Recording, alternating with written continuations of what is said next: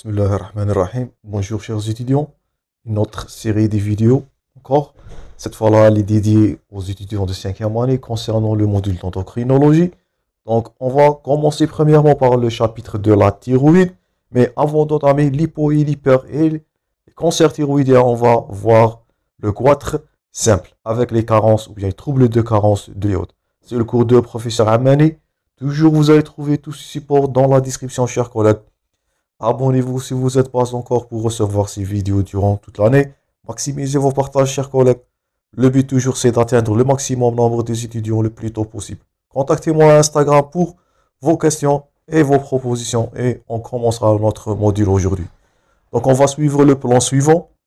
On va voir généralité sur le goitre. Ça vous semble un goitre simple. C'est vrai, c'est un cours simple, mais il est riche en notions qui sont à retenir et acquérir. Et bien sûr, souvent posé comme thème d'examen. Un petit rappel anatomique, la définition de goitre, un rappel physiologique sur la synthèse des hormones thyroïdiennes. On passera toujours, après la physiopathologie, à la partie clinique. On va voir le tableau clinique de goitre, avec les circonstances de découverte, les examens paracliniques à prescrire, justifiez vos examens paracliniques toujours. Dernièrement, l'évolution, le traitement et une petite conclusion avec des messages à retenir. Donc, comme généralité, donc la thyroïde chez un sujet sain, donc le goitre, c'est une augmentation de la taille. Donc, elle pèse entre 15 et 30 grammes. Ça, c'est à retenir. Je vous invite toujours à prendre note de fur et à mesure qu'on avance dans le cours. Donc, toute augmentation de volume de la thyroïde est un goitre. Donc, c'est simple. Un goitre simple, c'est une augmentation du volume de la thyroïde au-delà de 30 grammes. Donc, entre 15 et 30, c'est physiologique. Au-delà de ces chiffres, c'est pathologique. Les critères échographiques, vous allez voir le rôle de l'échographie toujours. Dans le volume thyroïdien, donc, il est supérieur, pour dire qu'il s'agit d'un goitre, elle doit être supérieure à 16 ml dans l'échographie chez l'adolescent, supérieure à 16 ml chez la femme, ou bien supérieur à 20 ml chez l'homme. Donc, concernant le poids, c'est entre 15 et 30 dans la forme physiologique. Au-delà de 30 grammes, c'est pathologique. Donc, après une thyroïdectomie, vous allez voir dans l'hypo et de l'hyperthyroïdie. Et concernant deuxièmement les critères échographiques, donc supérieur à 16 ml pour l'adolescent, 18 pour la femme et 20 pour l'homme. Le goitre simple, ça c'est à retenir, il est sporadique. Qu'est-ce que ça veut dire le terme sporadique? Ça veut dire c'est une simple augmentation de la taille de la glande thyroïdienne sans d'autres signes. Vous allez voir dans l'hyper et l'hypothyroïdie, souvent elle est associée, ce trouble-là, un goitre avec de l'exophthalmie. Vous allez voir ça dans la maladie de Basedow et dans les hypothyroïdies, donc souvent associé à d'autres signes physiques. Donc la bradycardie, signe cardiaque, signe digestif. Dans notre cas là, dans notre premier cours, nous sommes en train de traiter le goitre simple. Donc il est dit, faites attention, ce terme-là, sporadique. Souvent, il touche la femme jeune. On se le voit en période de stress physique, en période de stress psychique. Donc il n'y a pas une anomalie pathologique. En cas de puberté, lors de la grossesse. Donc tout ça, ce sont des variétés de goitre. Et bien sûr, après la ménopause. Donc, le goitre simple, c'est un symptôme ou bien c'est un phénomène qui est très fréquent chez la femme. Tout trouble psychiatrique, psychologique, physique, grossesse, ménopause, hormonale, tout ça peut provoquer l'augmentation de la taille simple qui est, je répète, notez-vous bien le terme, sporadique et isolé. Donc, toute augmentation du volume, donc comme vous voyez là, augmentation du volume simple avec ou bien sans d'autres signes cliniques, c'est un goitre en sa forme simple. Là aussi, un goitre, augmentation de volume. Et là, c'est l'iode. Donc, l'iode, comme définition, donc c'est la carence en iode qui pourra engendrer, ou bien parmi les causes majeures de goitre, c'est la carence en iode. Donc, l'iode, c'est un oligo-élément, vous avez vu ça en deuxième année. Il est présent en faible quantité chez l'homme adulte. Donc, juste 15 à 20 mg de iode. La thyroïde contient 70 à 80% de la totalité de cet oligo-élément. Donc, il est majoritairement, si on vous pose la question toujours, l'iode majoritairement est disponible au niveau de la glande thyroïde. L'iode, il est essentiellement rapporté par les aliments, donc exogènes. Donc on peut citer les poissons de mer, toujours ce que vous voyez dans l'illustration à gauche, les poissons de mer, les crustacés, les œufs, les laitages. Donc tout ça sont des apports exogènes de iode. En cas de carence de ce dernier, vous allez voir le goitre, notre intitulé aujourd'hui. Donc c'est ça pour les généralités. Deuxièmement, les besoins en iode selon l'âge. À retenir, chez le nouveau-né, donc lorsqu'on dira nouveau-né, donc âge inférieur à 1 an, et l'enfant de 1 à 10 ans, les carences ou bien les besoins en iode, ils sont entre, faites attention, 90 à 100 microgrammes par jour. Pour l'adolescent et l'adulte, notez-vous bien surtout ces deux chiffres. Pour l'adulte, entre 100 et 150, donc inférieur à 100, c'est une carence. Et ces carences-là, ou bien ces besoins, ils vont augmenter en cas de grossesse et d'allaitement. Elles vont passer de 100, 150 vers, notez-vous bien, 200 à 300 microgrammes par jour. C'est ce qui explique la carence en iode qui peut provoquer en cas de grossesse, en cas d'allaitement, de ménopause. Donc, ces derniers peuvent donner un goitre par carence iodée qui est physiologique, si on peut utiliser le terme en cas de grossesse. Donc, à retenir, à l'adolescent et l'adulte, 100 à 150, ces besoins vont augmenter. Faites attention en cas de grossesse et d'allaitement, et ce qui explique la cause ou bien la fréquence chez la femme de ces troubles de ce goitre.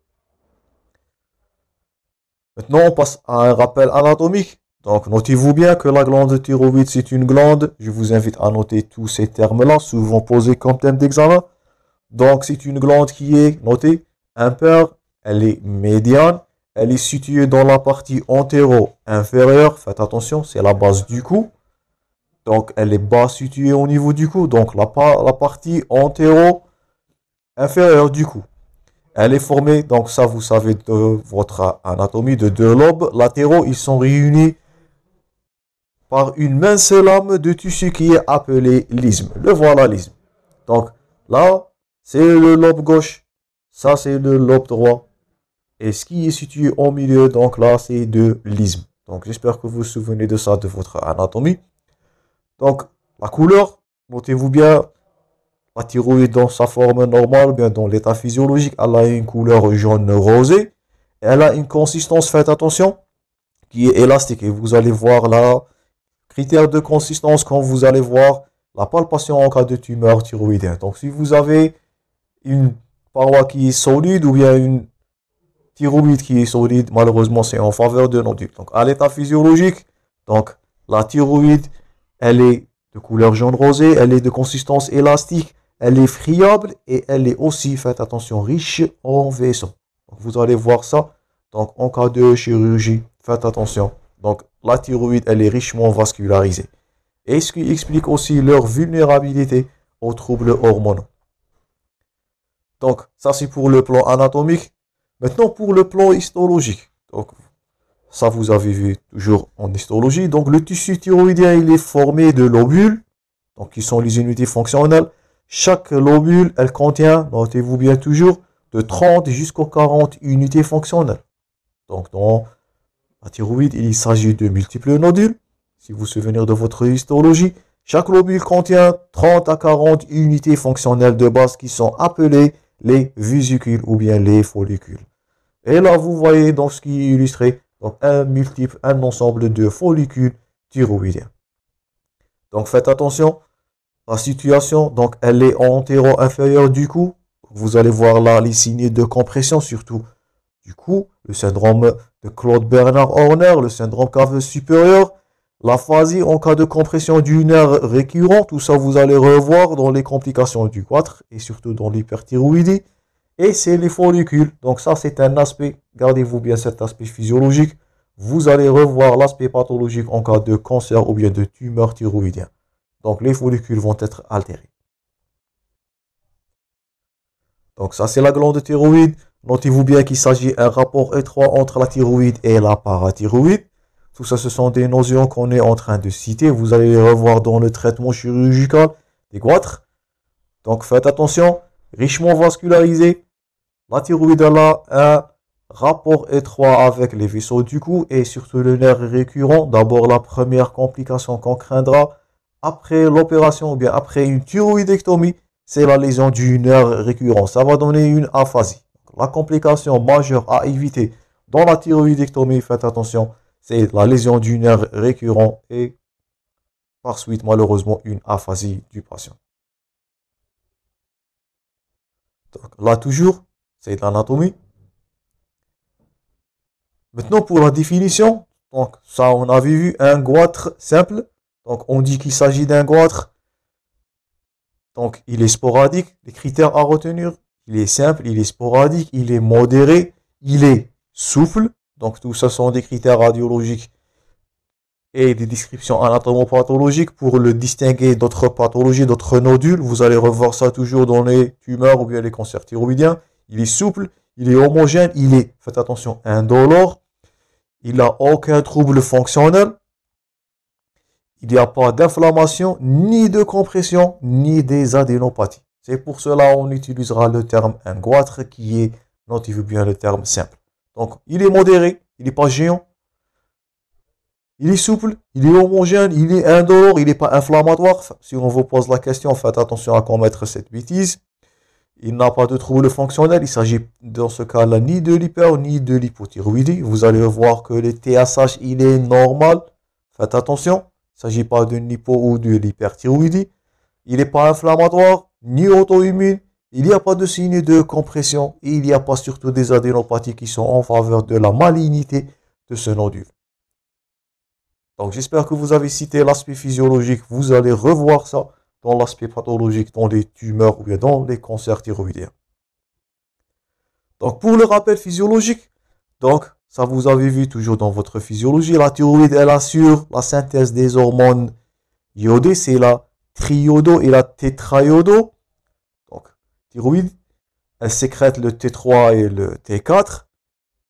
Et aussi n'oublie pas la calcitonine. Ces derniers, ils vont exercer un effet sur l'ensemble des tissus de l'organisme et les grandes voies métaboliques. Donc, en cas d'hyperthyroïdie, vous allez voir une accélération de tout métabolisme de l'organisme. En cas de l'hypothyroïdie, vous allez noter la diminution, bien le freinage de la fonction de tout l'organisme. Donc, la thyroïde, donc c'est elle qui va accélérer le corps et c'est elle qui va freiner ce dernier en cas d'hypothyroïdie. Vous allez revoir ça avec détail dans l'hyper et dans l'hypothyroïdie. La sécrétion de ces hormones thyroïdiens, donc l'axe hypothalamo-hypophysaire, ce que vous voyez à gauche, c'est lui qui est responsable de la stimulation. Donc le TSH et le TRH. TSH c'est pour la thyroid stimulating hormone. Donc c'est un hormone qui va stimuler. Et la TRH qui est sécrétée par l'hypothalamus, donc c'est la thyroid releasing hormone. Donc les TRH ce sont l'ilébérine. Donc tout ça vous avez vu en deuxième année. Ce qui est situé en hypothalamus ce sont des libérines.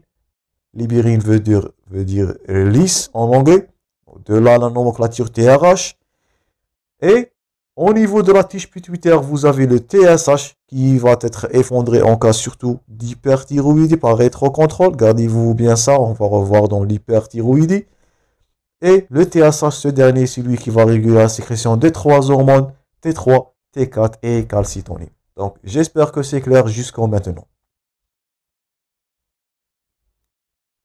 Maintenant, d'après qu'on a vu la physiologie, on va passer au titre le plus important qui est toujours, on insistera sur la physiopathologie et l'anatomopathologie pour mieux comprendre toute pathologie.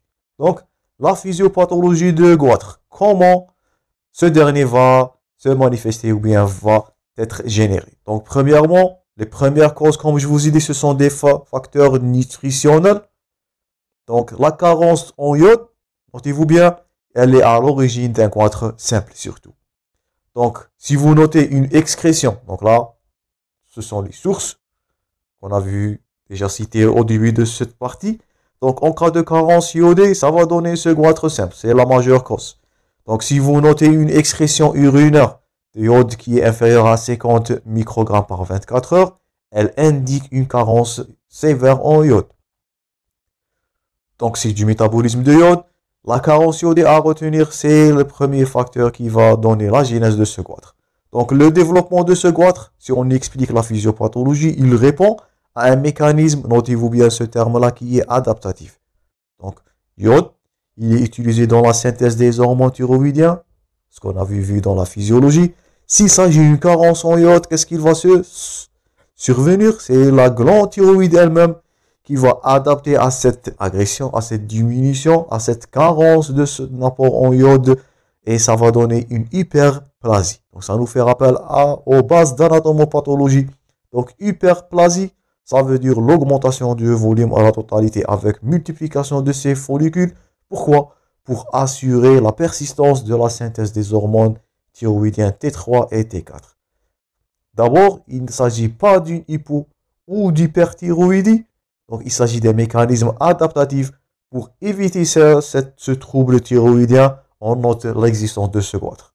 Donc, un goitre, si on résume ce qu'on avait vu dans cette partie, c'est un goitre, ou bien c'est une augmentation du volume qui est adaptative, qui est non dysfonctionnelle.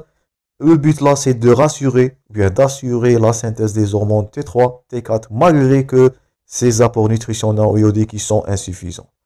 Donc les apports conseillés, qu'on avait vu, c'est doit être supérieur à 150 microgrammes par jour chez l'adulte, mais faites attention, ça va doubler en cas de croissance, de grossesse ou d'allaitement. Cette adaptation à cette agression faites attention, se fait sans élévation de taux de circulation de TSH. Donc il ne s'agit pas d'un trouble si vous dosez la TSH, on va voir ça prochainement dans la partie clinique. Donc les TSH vont être normales en cas de goitre. Faites attention, il ne s'agit pas d'une hyper ou d'une hypothyroïdie. Donc pas une stimulation de la TSH, mais une augmentation de la sensibilité des cellules thyroïdiennes à l'hormone. Et ça va donner là cette hyperplasie. Donc, si on résume, faites attention. Dans le goitre simple, il ne s'agit pas d'un trouble hormonal. C'est une augmentation de la sensibilité de la thyroïde. Les follicules vont être plus sensibles. Ça va donner sur le plan anatomopathologique, faites attention, une hyperplasie. On insiste toujours sur l'anapathe. Cette dernière, elle est adaptative pour assurer une synthèse suffisante d'hormones T3 et T4. Donc TSH, il est normal en cas de goitre. Ça, c'est à retenir. Donc, maintenant, ces troubles-là en carence en iode, donc, ils ont des séquelles néfastes. Donc, pour le grossesse ou bien le fœtus, donc là, ce que vous voyez, donc, c'est le parenchyme. Donc, on note, je répète, faites attention, une augmentation, une hyperplasie. Ce que vous voyez à gauche là, c'est une hyperplasie de la glande thyroïde. Les follicules sont multipliés de nombre énorme. Une augmentation de la sensibilité. Maintenant, ces carences, faites attention. Grossesse et fœtus, ça va donner d'avortement. Ça va donner d'un accouchement prématuré. Ça va donner, notez-vous bien, si on vous pose la question, un crétinisme neurologique. Ou bien un myxœdème. Donc, le voilà.